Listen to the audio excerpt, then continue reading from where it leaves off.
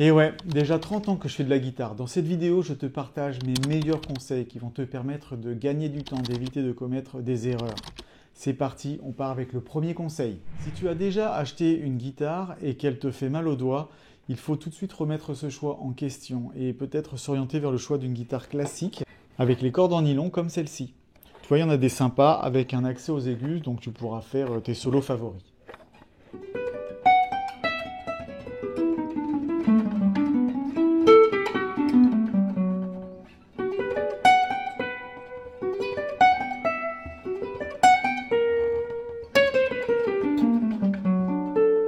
Donc d'après mon expérience, ce que je déconseille, c'est de commencer avec une grosse guitare folk avec 10 cordes en acier qui sont très difficiles à jouer. Ça pourrait très bien causer ton abandon. Donc si tu as mal aux doigts, privilégie la guitare classique ou une guitare électrique avec des cordes light. Par exemple avec du 942, du 842 ou du 946. Conseil numéro 2, ce que j'ai remarqué, c'est que ta guitare, chez toi, elle doit avoir une place de choix. Elle doit être visible. Il faut qu'elle soit installée au mur ou dans un angle de ta maison où tu la vois régulièrement. Déjà parce que la guitare, c'est un très bel instrument qui, voilà, c'est pas déplaisant de le regarder. Et tu la croises et tiens, tu as peut-être envie de la prendre pour en jouer un petit peu. Donc conseil numéro 2, plus tu la vois, plus tu as envie d'en jouer. Ne l'enferme pas dans son sac de transport ou dans un grenier, la pauvre.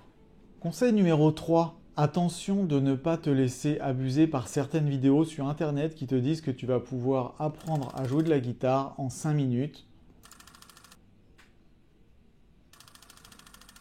Je pense que l'apprentissage d'un instrument, pas que de la guitare, c'est le plaisir de le travailler, de progresser petit à petit. Il faut apprécier le moment présent quand on travaille et pas seulement avoir son objectif. Ah oui, je saurais jouer ça, quand je saurais jouer ça, je serai heureux. Non, il faut être heureux maintenant, heureux de tous ces petits progrès, de ces objectifs à court terme également. Je pense que comme dans tout domaine, ce qui est satisfaisant, c'est le fait que ce soit compliqué d'avancer. Si c'est facile, ça n'a pas d'intérêt. Donc le fait que ce soit compliqué, un peu dur, ça te permet d'être fier de toi, d'avoir accompli quelque chose de difficile que tout le monde ne peut pas faire. Donc voilà, c'est très satisfaisant de se sentir progresser petit à petit. Et dis-toi que la guitare, c'est pour la vie. Souvent, je vois des élèves qui s'inquiètent énormément de oui, mais comment on va lire? Est-ce que ça va être des vidéos? Est-ce qu'on va le faire par des tablatures? Est-ce qu'on va le faire avec de la notation standard? Parce que moi si. Non. Moi, ce que je conseille, c'est de commencer un petit peu tout à la fois. Il faut un petit peu s'intéresser à la notation standard. Un petit peu, il faut que tu t'intéresses aux tablatures. Bon, ça, c'est évident parce que tout le monde adore les tablatures, c'est plus simple. Moi-même, j'adore ça, attention, je ne critique pas. Et puis être capable de retrouver à la vue, donc on voit une vidéo, on voit comment il fait avec ses doigts et on recopie. Être capable aussi de juste en entendant une mélodie, reconnaître sur quelle corde il joue, ou au moins quelle note il joue, et reproduire.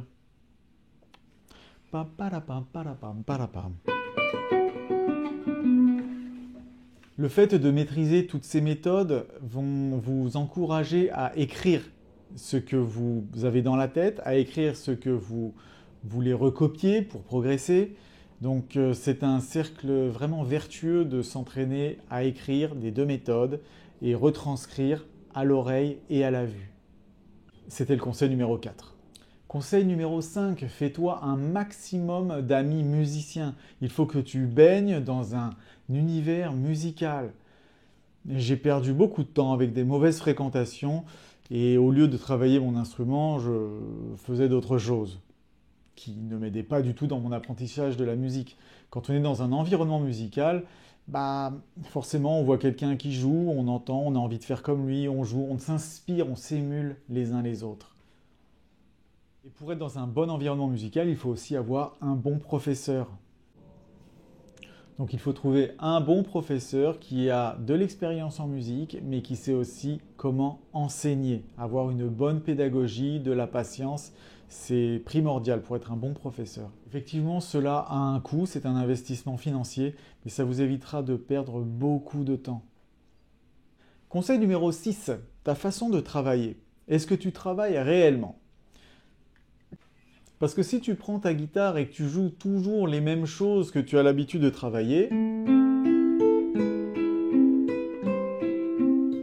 donc forcément tu progresses pas parce qu'en fait tu prends juste plaisir à bidouiller sur ta guitare les choses que tu joues depuis 107 ans.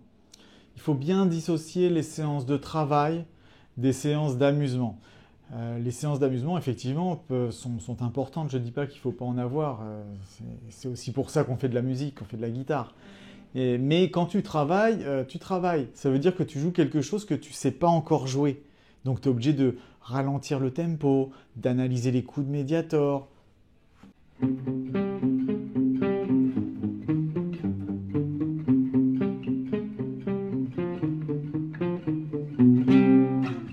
Apprendre à jouer dans une nouvelle zone du manche que tu n'as pas l'habitude.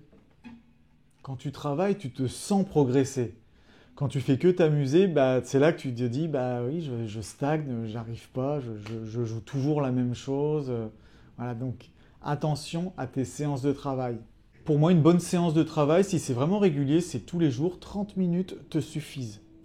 Conseil numéro 7, ne néglige pas ton travail rythmique. Oui, tu veux jouer des notes, c'est super, mais si tes notes ne sont pas jouées au bon moment, il n'y a vraiment rien de pire que ça. Ça va pas du tout être joli quand tu vas jouer et tu vas t'en rendre compte, tu vas te dire ouais mais je comprends pas, j'y arrive pas. C'est juste que tu n'as pas travaillé le rythme comme il fallait. Donc pour ça, il faut peut-être avoir un professeur qui va t'expliquer comment se passe le travail du rythme, comment on divise chaque temps, ce qui va te permettre de vraiment comprendre davantage ce que tu joues, que ce soit les rythmiques, oui, ou les solos, parce que dans les solos, il y a aussi du rythme. Je le répète, si la note n'est pas jouée au bon moment, il n'y a rien de pire que ça.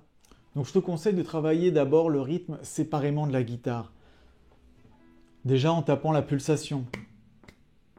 Avec les mains, ça tu peux le faire partout. Tu écoutes de la musique dans le train, dans le métro, tu tapotes ta cuisse et tu travailles ton rythme, au moins ta pulsation. Et après, une fois que tu as bien compris les rythmes, tu peux commencer à les retranscrire sur ta guitare. 2 croches, 4 doubles, 4 doubles. Donc, tiens, et puis ensuite, on change de groupe de cordes. 4 doubles, 4 doubles, 4. Et tu verras, le fait de comprendre le rythme petit à petit, c'est vraiment jouissif. On a l'impression de vraiment rentrer au cœur de la musique. Conseil numéro 8. Alors, je ne dis pas qu'il faut connaître tous tes morceaux par cœur, loin de là. C'est pour ça qu'on a inventé l'écriture, ça permet de se libérer le cerveau. Mais je conseille de connaître 4-5 morceaux par cœur. C'est important d'avoir 4-5 morceaux de divers styles qu'on aime bien, qui peuvent servir aussi de morceaux d'échauffement. Il faut que tu connaisses ça parce que, imagine, on te demande de jouer quelque chose et puis tu dis non, j'ai pas mes partitions. Moi, ça, je trouve que c'est vraiment la honte qu'un musicien ne connaisse pas, qu'il ait besoin absolument de partitions pour jouer. Il faut être capable, voilà. On te demande de jouer un morceau, tu vois que c'est des gens un peu âgés, un morceau classique, c'est parti.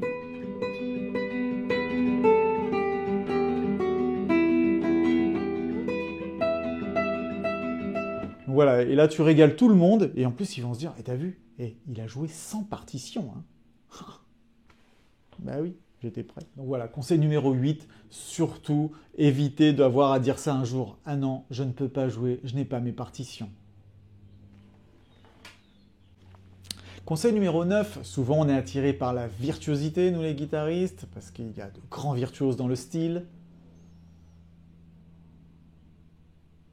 Voilà. Mais souvent on néglige ce genre de choses, les liaisons bien faites, avec le vibrato.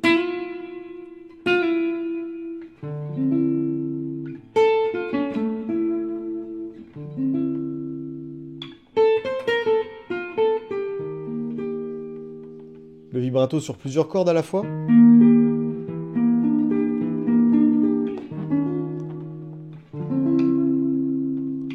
Et des bends justes, parce que alors ça, travaillez vos bends pour qu'ils soient justes dès le début. Il n'y a pas d'excuse de faire des bends faux. Non.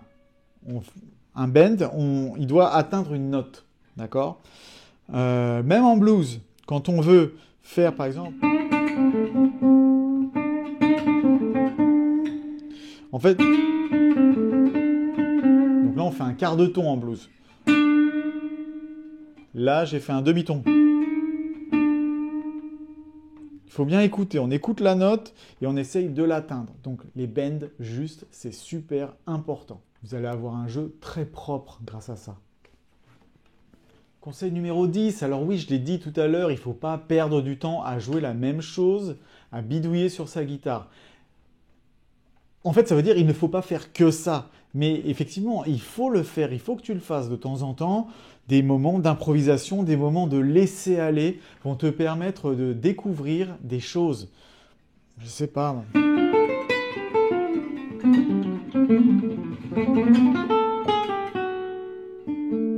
Ah oui, c'est bien comme résolution. Tu vois, je l'ai trouvé en bidouillant.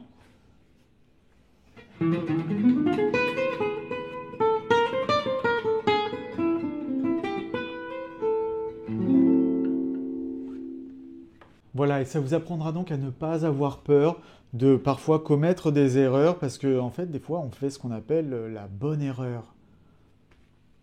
C'était une phrase de Thelonious Monk.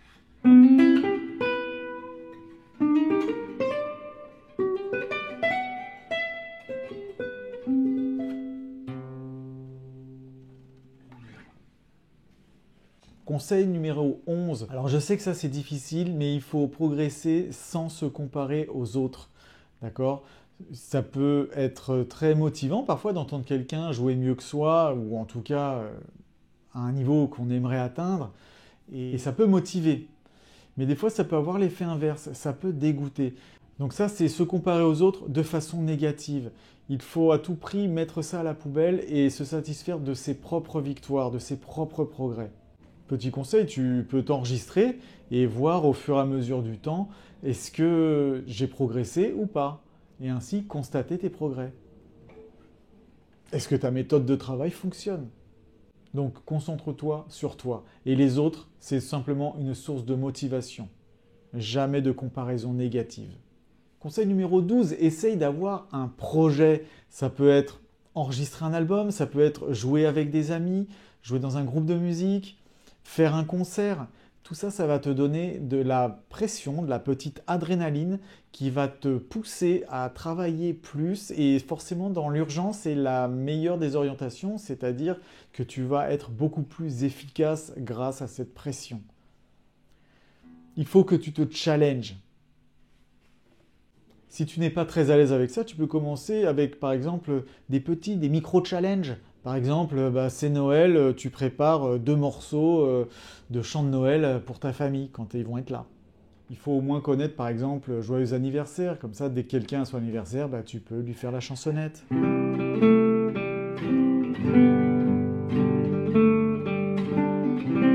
Voilà, etc. Et les gens sont contents. Et puis toi, ça t'apprend à jouer devant des gens aussi. Donc voilà, toutes les célébrations sont une bonne occasion de jouer. Voilà, et si tu peux le faire en plus avec d'autres personnes en même temps, donc avoir un petit projet, c'est encore mieux.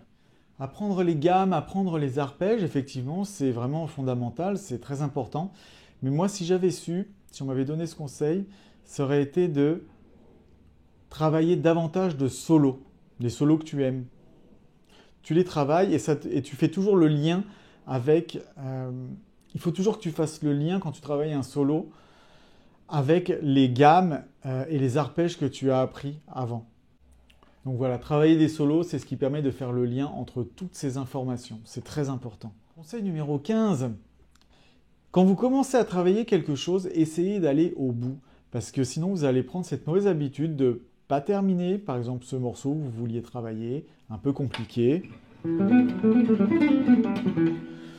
Ouais, c'est dur, et du coup, en fait, vous continuez, puis après, vous vous démotivez, vous arrêtez. Ce qui est important, c'est de terminer ce que vous avez commencé. Après, si c'est vraiment trop dur, c'est possible, ça arrive. Donc des fois, on est obligé d'arrêter. Mais dans ce cas, vous vous tenez un petit calepin, petite note, et vous notez donc celui-ci, je ne l'avais pas terminé, il faudra que je le fasse plus tard. D'accord?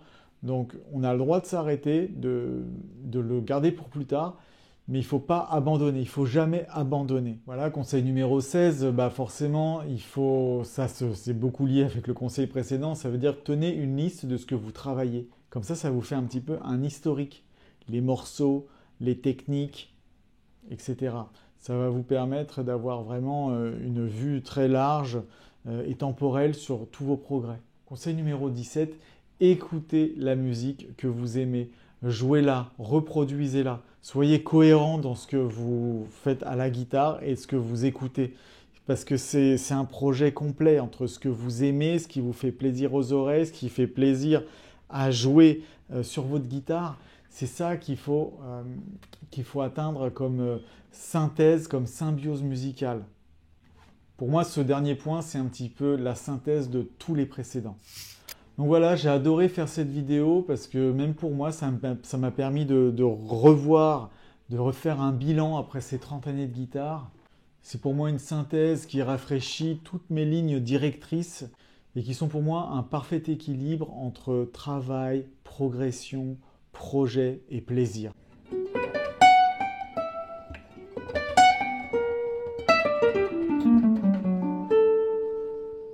Si ce genre de vidéo te plaît, n'hésite pas à liker et à t'abonner. Et puis je te dis à samedi prochain.